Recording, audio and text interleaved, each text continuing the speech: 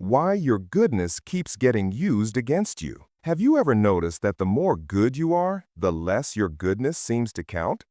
You show up early, you carry extra weight, you forgive the thing that hurt, you answer the midnight message because they really need you, and then the very people you saved reset their expectations as if your sacrifice was oxygen. No thank you, no reciprocity. Just a new baseline you're expected to meet forever. It feels wrong, even insulting, and yet you keep cooperating with it because you were raised on a promise. Goodness guarantees safety. But what if that promise was only half true? What if goodness without strategy does not make you safe? It makes you available. Machiavelli wasn't cursing humanity when he called men ungrateful, fickle, false, cowardly, covetous.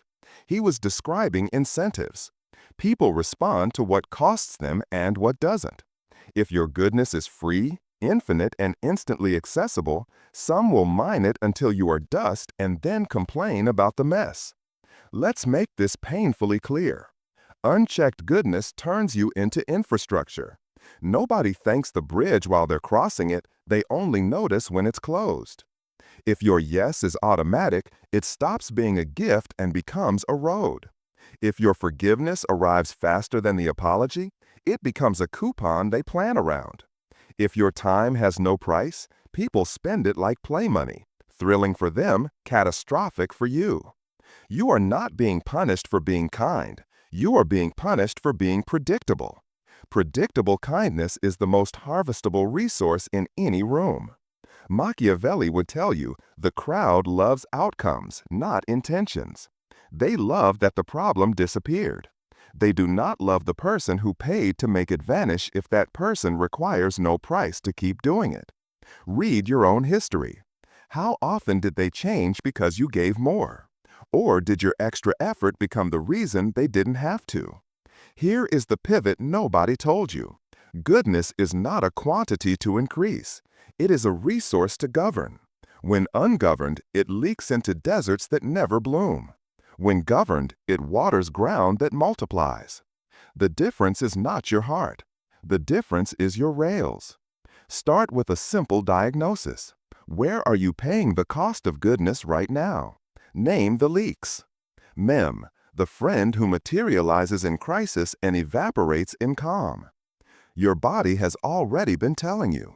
Tight shoulders, shallow breath, that special nausea of being volunteered. You feel it because your nervous system knows what your mind is still negotiating. You are being exploited, politely. Exploitation rarely looks like a villain tying you to train tracks. It looks like you accepting the role of cushion. You call it love, they call it convenient. Machiavelli would reduce the mystery. People preserve themselves first. If you keep absorbing the shock, you remove their incentive to learn. You become the soft landing that makes hard lessons optional. Of course, they're grateful in the moment. Gratitude without cost is a compliment. Gratitude with cost is a change in behavior. Which one are you getting? Let's talk mechanics, because intentions don't stop exploitation, systems do. The first system is scarcity with certainty. Scarcity, you are not available always. Certainty, you are available predictably. Mem, when you reply to non-urgent messages. Tell no story, state the rule once and live it. Outside those windows, your phone rests. Result, the inconsiderate will escalate, then fade. The considerate will adapt and respect you more. Your goodness begins to feel like a scheduled sunrise instead of a flashlight anyone can grab. Second system, no agenda, no meeting. A meeting without an outcome is a drain disguised as collaboration. You'll be called rigid by people who eat time. Wear it like armor. Structure is love for your future self. Third system, one reschedule. Life happens. But endless reschedules convert your effort into their experiment. When you say it, you'll tremble. When you enforce it, your calendar will finally breathe. The people who wanted your compliance more than your company will drift. Let them. Their absence is the tax refund on years of underpriced goodness. Fourth system, the one-page promise. Every meaningful thing you do for others gets a single page with one aim. 2 levers you'll pull, 1 metric you'll move, and the next checkpoint date and time. Watch how urgent needs shrink when they must choose. Exploitation thrives in fog. It dies in forks. Yes, like a bridge calculates load so families don't die crossing it. Calculation here isn't manipulation, it's dignity. You're just matching your goodness to physics. Your energy is finite. Your patience is finite. Your life is finite. Treating finite things as infinite is not virtue, it's fantasy. When fantasy breaks, it always blames reality. Stop volunteering to be blamed. Another truth you've avoided: you use goodness to buy feelings, approval, belonging, safety. It worked when you were small and powerless. You bartered compliance for calm. As an adult, that barter becomes a trap. People sense the transaction and unconsciously raise the price. You say yes to be loved. They unconsciously demand bigger yeses to feel loved themselves. The machine never gets a hug. It just gets kicked when it jams. Break the machine by switching your currency. Don't trade goodness for approval. Trade it for results you choose and relationships that choose you back. That means your yes becomes rarer, cleaner, and far more powerful. The first time you deliver a small promise exactly on time and say nothing else, you will feel an unfamiliar sensation: respect, growing where guilt used to sit. The first time you decline a midnight call and offer daylight, you'll hear accusations from those who liked the old version. Let the accusations float.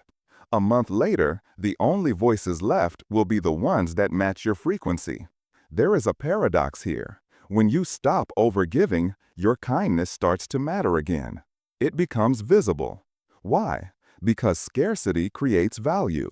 The same 5 minutes of your attention feels different when everyone knows you don't give it away for free.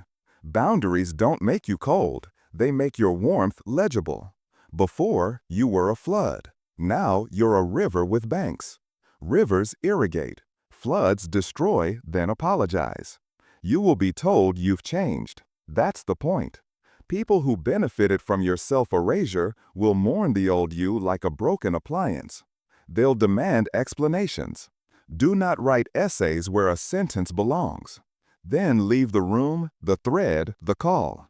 Exits are not cruelty, they are pedagogy. You're teaching the system how to treat you with the only language it respects: consequence. Let's bring this down to 1 week. For 7 days, do 3 things. 1. Install your 11 and 5 windows and stick to them like law. 2. Refuse meetings without outcomes.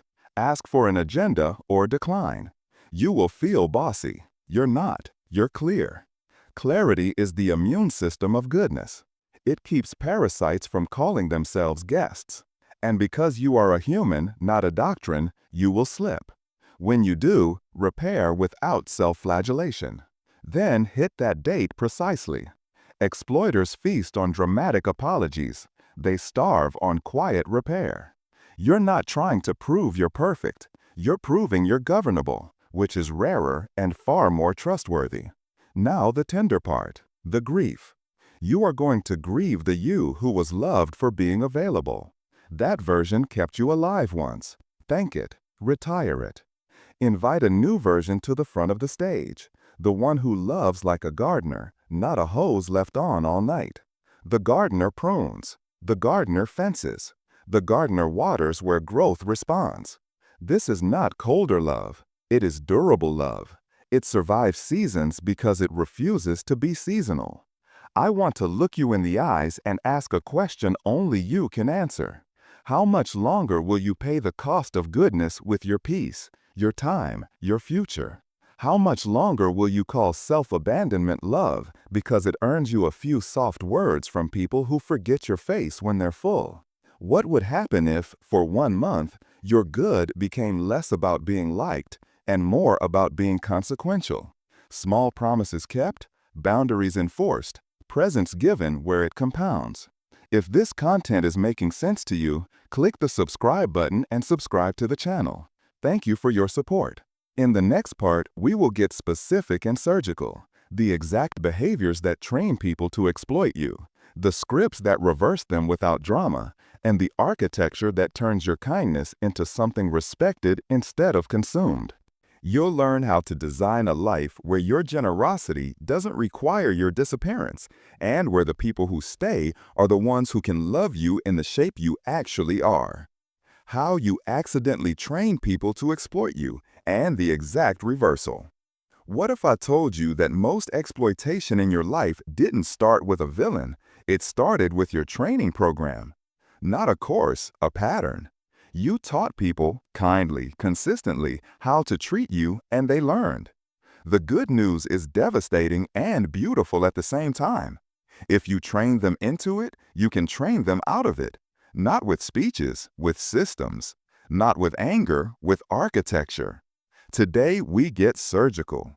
We're going to locate the small behaviors that convert your goodness into a doormat and replace each with a calm, repeatable move that keeps your heart intact while stopping the quiet theft of your time, peace, and dignity. Let's start with the first training, instant answers. Instant equals cheap. When you reply in seconds, you teach that your attention costs nothing and can be summoned without thought. They feel entitled. Reverse it with windows. Become your new gravity.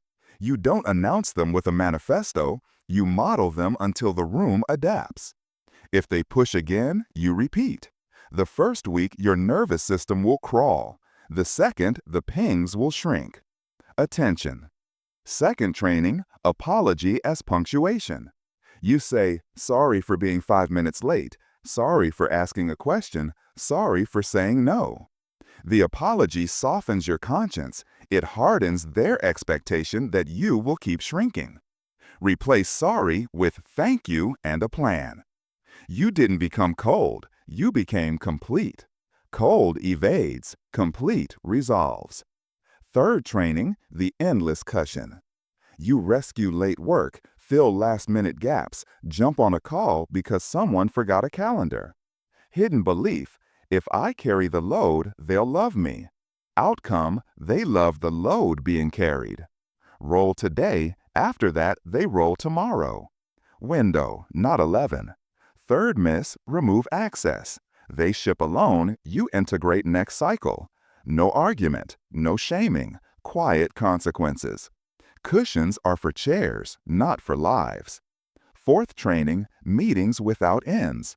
You accept meetings to touch base, to brainstorm, to align, and leave with 3 new obligations you never chose. That's theater, not collaboration. Reverse with the 3-sentence open and close. Close. Decision, X. Owner, A. This is not bossiness, it's kindness to the future. You gave everyone a screenshot to carry out of the room.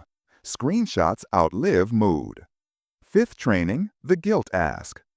I hate to ask, but flattery plus pressure equals free labor. If they send bullets, you can choose.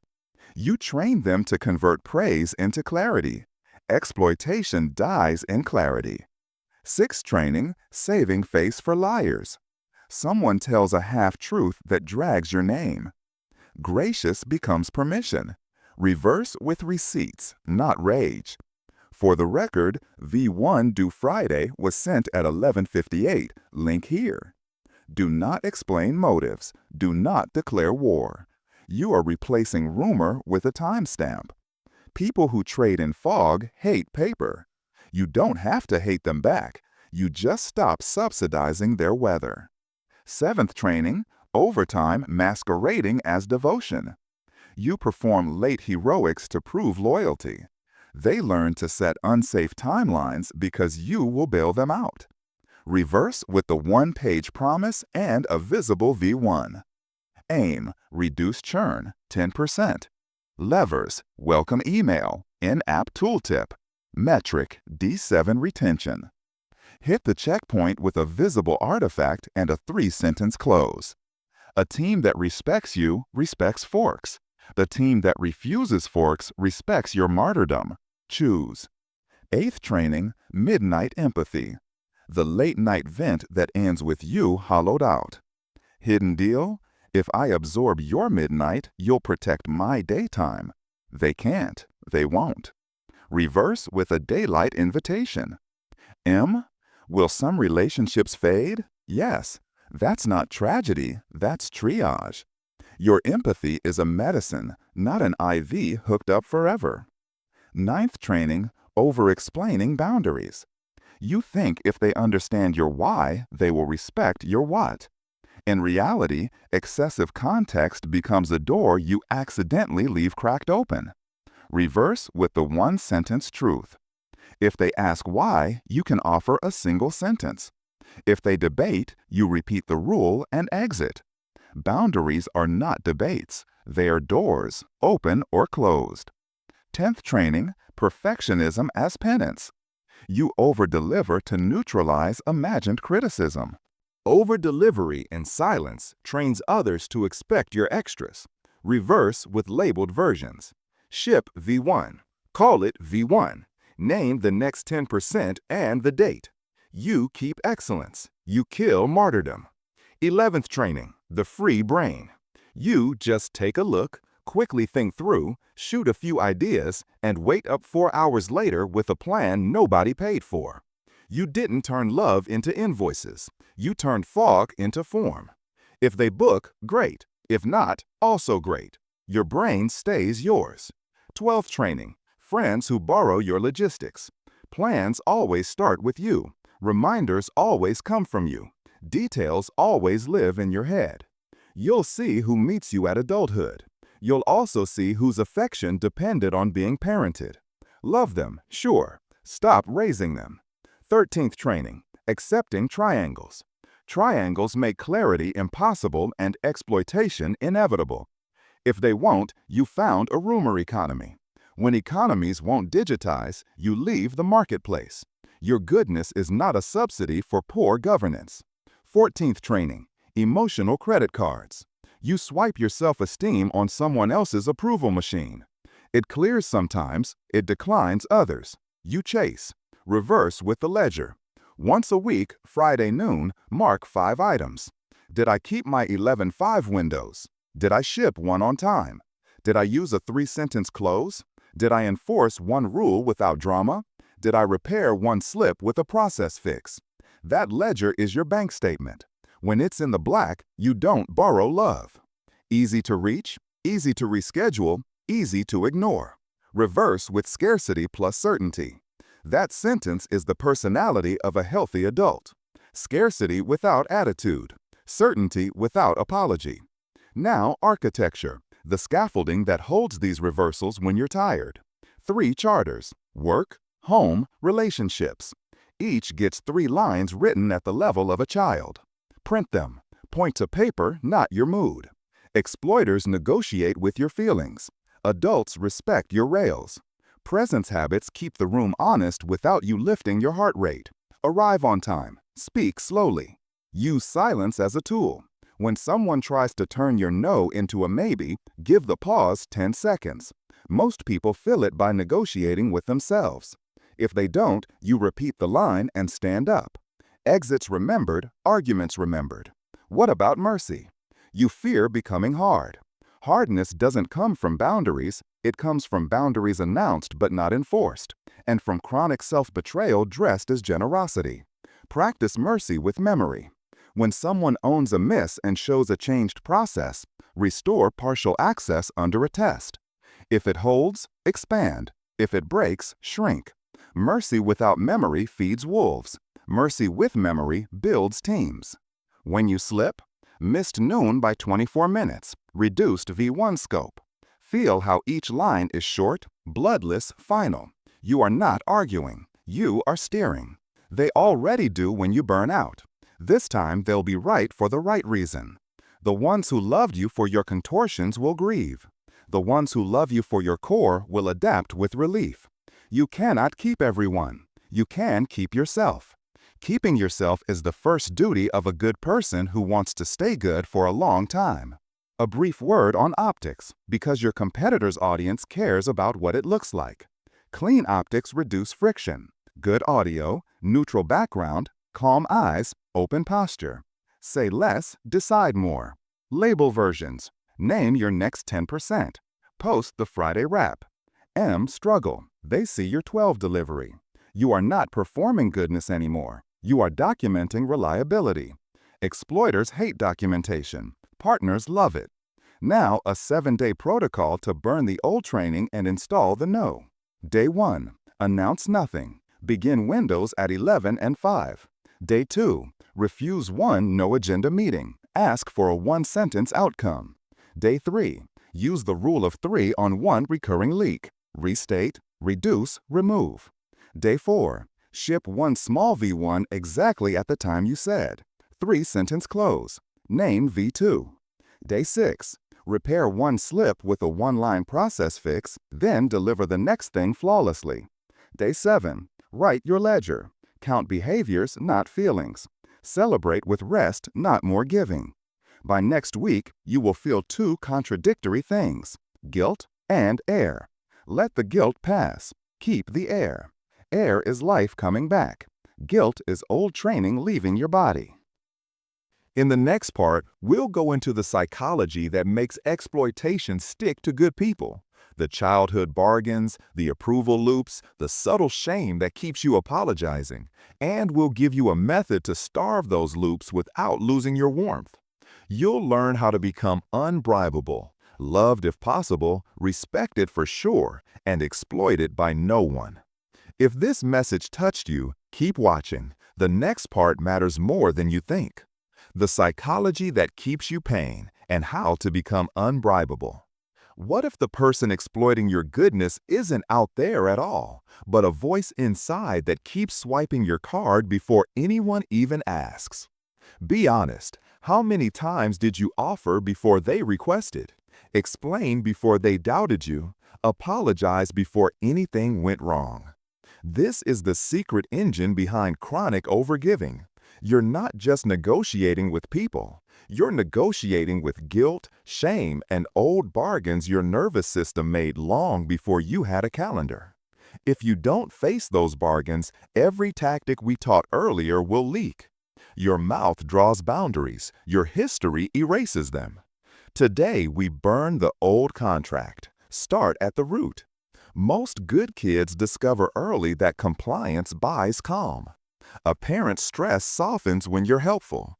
A teacher's approval arrives when you're perfect. Friends stay when you bend. It worked. You survived. But adulthood has different math. The more you pay for peace with self-erasure, the more people expect peace at your expense. The loop becomes self-funding. You overgive, resentment rises, you feel guilty for resenting, you overgive to silence the guilt. Exploiters don't have to be masterminds. They just need to stand near a loop that feeds them. Now meet the twin enforcers, shame and fear. Shame pushes you toward apology. Fear drags you toward rescue. It pays sometimes, which is why you keep filing. But the premium rises every year until you can't pay anymore. How do we break loops this sticky? You break them with 3 internal switches: worth, wall, witness. That sounds hallmark until it changes your behavior. Value that doesn't depend on usefulness acts differently in small ways. You stop explaining your no. You stop chasing late people. You leave at the time you said. You don't need to convince your mirror. You need to train your nervous system with behavior. That's why all our lines are short. Each short line is a drop of worth hardened into action. Wall is not hostility. It's the limit you refuse to cross, even when you love someone. You pick one sacred resource, sleep, mornings, deep work, and you guard it like a border. Not because you're mean, but because your humanity decays without it. The wall is the place you practice tiny separations from the demand to be constantly available. When you keep the wall once, your nervous system learns safety without appeasement. Keep it for 30 days, and shame becomes static, not orders. Witness is the adult part of you that observes, names, and chooses, especially when the child part panics. The witness looks like you taking 3 slow breaths and repeating, "I choose" at 5, while your chest vibrates. The witness is how you become unbribable. You see the old currency and stop spending it. Let's get specific about the shame map. The good one. You believe your role is to be agreeable, flexible, easy. Saying no threatens your identity. Governed people finish what they promise and do not promise what they can't finish. Your new pride comes from accuracy, not availability. The savior.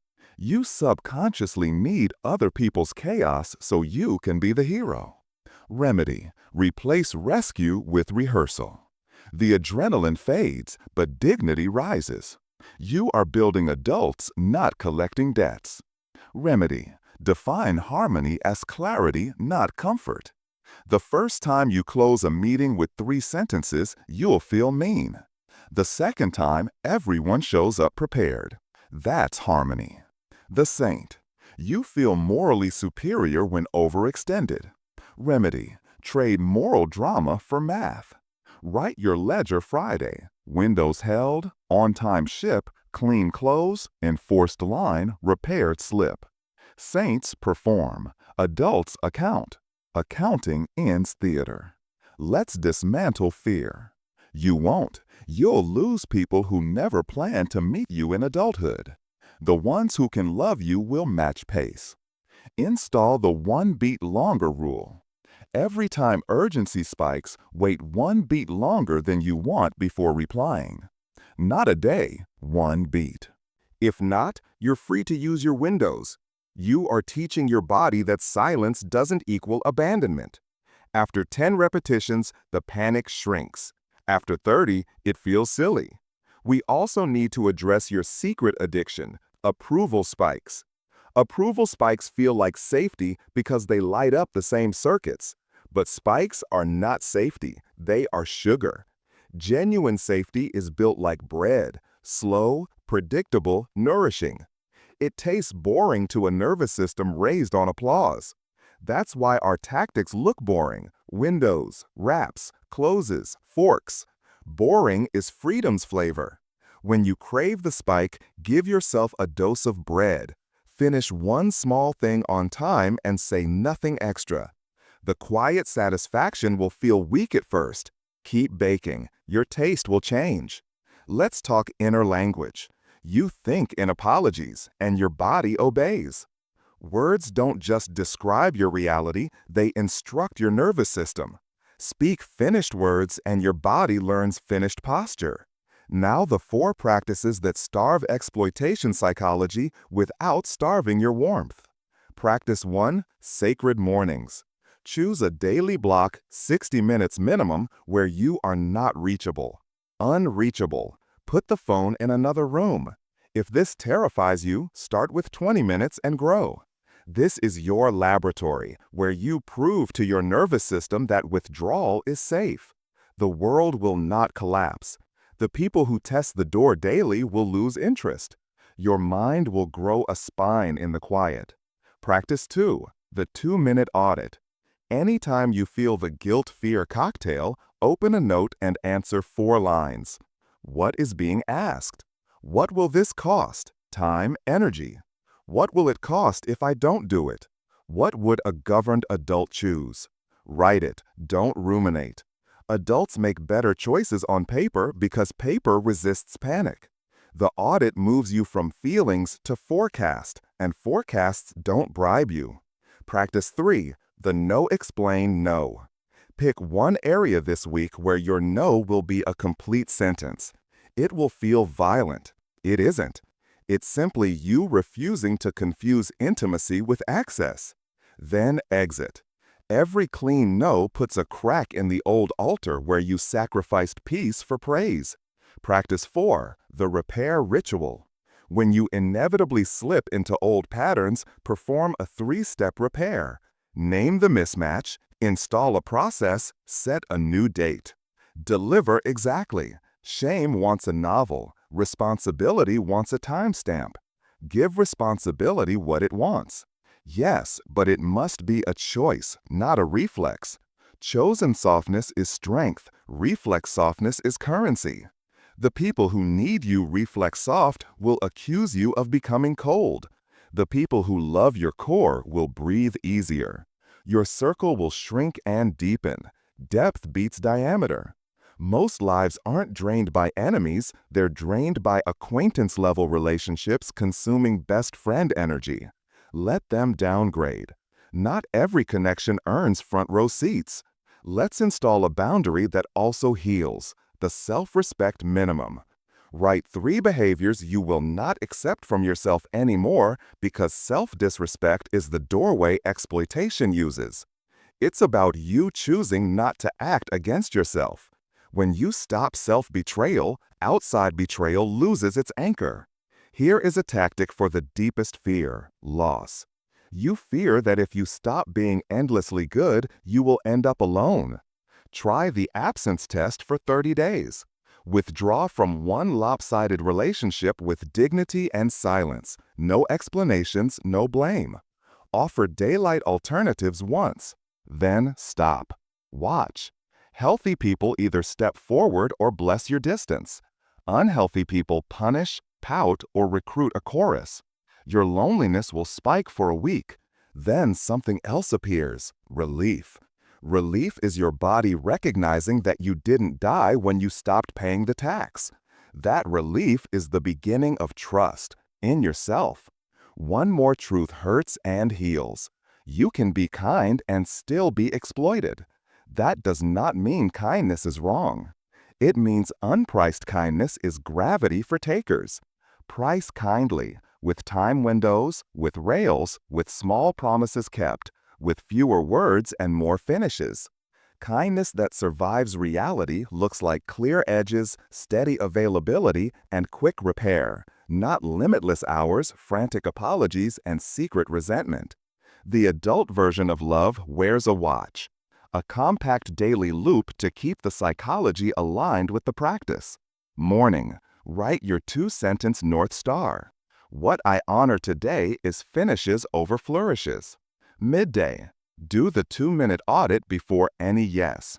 Afternoon, ship one small thing on time with a 3-sentence close. Evening, record the ledger. Windows held, on-time ship, enforced line, repaired slip. 1 line per item, then stop thinking about it. This loop replaces approval spikes with integrity streaks. Streaks change identity.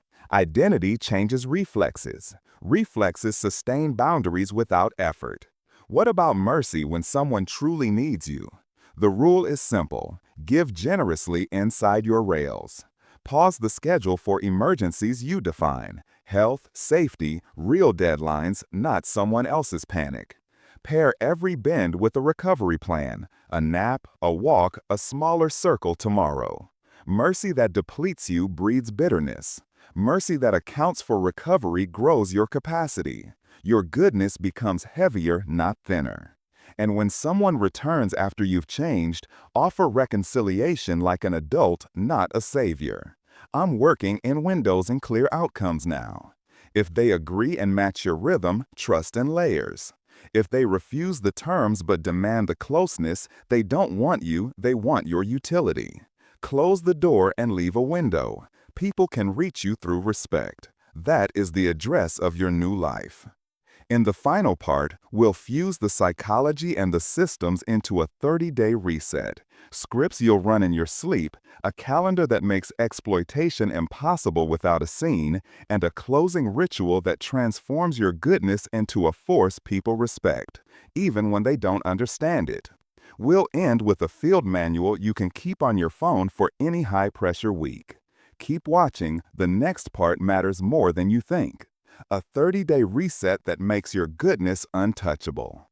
What if, 30 days from now, the same people who used to treat your kindness like a vending machine started handling it like crystal, careful, deliberate, grateful?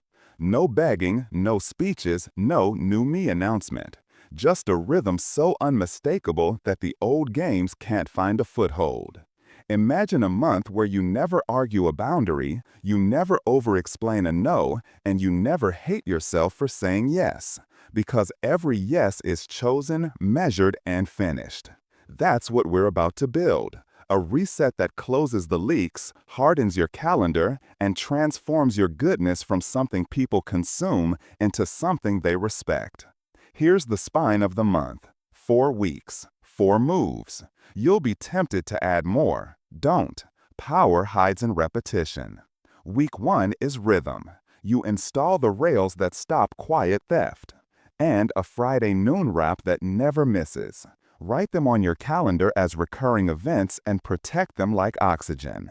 Day 1, you'll want to just reply real quick at 9:12. Don't. At 10:03, if they press again, copy the line. Your body will itch. Let it itch. By day 5, the world adapts because your metronome is louder than their panic.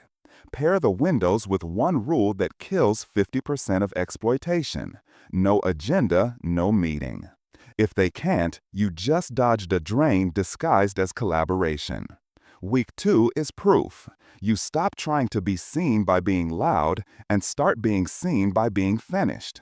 Choose 2 efforts, small, visible, doable within a week. Wrap each in a 1-page promise. 1 sentence aim, 2 levers you'll pull, 1 metric you'll move, and the exact checkpoint time. Example: reduce refund emails by 10%. Levers: FAQ rewrite, auto-reply triage. Metric: weekly count. Then hit Friday at 11:58 to 12 o'clock with V1 and a 3-sentence close. Decision: publish FAQ draft. Owner: me. Do not announce how hard you worked. Do not apologize for V1. Label the next 10%. People don't feel your effort, they remember your edges. Edges are what make kindness legible. Week 3 is boundaries. You stop being exploited without starting a war. Pick 3 leaks you've tolerated for months. Late handoffs you rescue, midnight vents you absorb, quick favors that become half-days. Apply the rule of 3. First time, restate. Second time, reduce access. Third time, remove access. No scolding, no footnotes. The first week will feel like withdrawal. You were addicted to approval spikes. The second week feels like breathing. Week 4 is repair and reconciliation. You accept that you're human and build a method that keeps dignity intact. When you slip, perform a 3-step repair. Name the miss, install a process, set a new date. Then actually ship at 5. No melodrama, no self-flagellation. In the same week, choose 1 relationship worth keeping and run the reconciliation ritual. I'm working in windows and clear outcomes now. If they match your rhythm, expand access. If they narrate you, dimmer down. You're not punishing, you're governing. That's the month. Now let's fill it with the small pieces that make it run in your sleep. Each morning begins with 2 sentences on your lock screen. What I honor today is finishes over flourishes. Read them out loud. You're teaching your nervous system who's in charge. Then block 60 minutes for sacred work or sacred stillness. No messages. This is the hour that keeps you human. The softer your heart, the stronger this wall must be. When pressure spikes, use the 2-minute audit before any yes. What is being asked? What will this cost? Time, energy. What will it cost if I don't? What would a governed adult choose? Write the answers. Paper breaks spells that charisma and panic cast. If the choice still buzzes, wait 1 beat longer than you want before replying. That 1 beat is where self-respect lives. Your daily language becomes finished and short. Replace apology with thanks and a plan. Replace just checking in with the 3-sentence close. Finished language teaches the room you're a person with edges, not a mood with hands. Install 3 charters: work, home, and relationships, and keep them at the level of a child so you can enforce them when tired. When pushback comes, and it will, point to paper, not your temper. Walls beat speeches. Now the scripts. You don't need 50. Say them in the mirror until your voice drops half a step. The point isn't intimidation, it's completion. Completed sentences complete conflict. Make exits your signature. Exits are consequences in motion. We're done for today, plus stand up, nod once, leave. I'll reply at 5, plus silence until 5. We'll pick this up Friday, plus calendar invite sent, not promised. People remember exits more than monologues. Exits are how rooms learn the new rules without raising your voice. And because optics matter, clear the channel. Good audio, neutral background, camera at eye level, light on your face. You are not chasing aesthetic, you are removing friction. When the channel is quiet, your choices land louder. What about mercy? Mercy that forgets becomes fuel for exploitation. Mercy with memory becomes scaffolding. The difference is process. If they pass, expand. If they fail, shrink. You're not bitter, you keep receipts. Let's stack 7 public finishes that change perception faster than any speech. End 30-minute meetings at 28 with a 3-sentence close. Post a 5-line summary within 5 minutes of each decision. Ship V1 at exactly the time you promised, even if small. Label V2 with a date before you leave the call. Vibes, not vibes. Publish your Friday noon wrap like clockwork. Do 1 3-sentence repair the first time you slip. Stacking these for 2 weeks rewires how people see you. You're not the person who absorbs emergencies. You're the person whose rhythm makes emergencies rare. Now a compact playbook you can carry into any high-pressure week. Before the week, write the 2-sentence North Star. Choose 1 project for a 1-page promise. Choose 1 leak for rule of 3. Each day, sacred hour, 2-minute audit before any yes. 1 small on-time ship with a 3-sentence close. Midweek, present 1 fork to stop scope creep. Use 1 clean exit. Friday, noon wrap, ledger check, windows held, on-time ship, enforced line, repaired slip, used silence inside cadence. 3 yeses is progress, 5 is momentum. Weekend, simple recovery. Sleep, walk, read, no heroics. Mercy for yourself is what keeps the rails from becoming bars. You won't. You will be alone with the wrong people. Then you will be found by the right ones. Respect magnets to respect. Adults who can love you will step forward. They won't need your exhaustion as proof. Your circle will shrink and deepen. Depth is where peace lives. You may face a smear or 2. Let them. Then keep closing on Fridays. Rumor can shout. Rhythm wins. Lands at 4:57 and your chest doesn't light up. You type, "I'll look at this at 5." And your body stays quiet. That quiet is your receipt. You paid the cost of goodness for years with your peace. Now goodness is paying you back with space. If this content is making sense to you, click the subscribe button and subscribe to the channel. Thank you for your support. Now I'll ask you, looking straight at you, are you willing for 30 days to let a few people dislike your edges so that your life can finally respect them? Are you willing to trade applause for receipts, flattery for finishes, being everyone's favorite for being the person no one dares to waste? If this message touched you, if it made sense, write in the comments, "I choose governed goodness." Let's see how many here are ready to make kindness durable, respected, not exploited. And don't forget, keep watching the next video. It's important, much more than you imagine. See you there.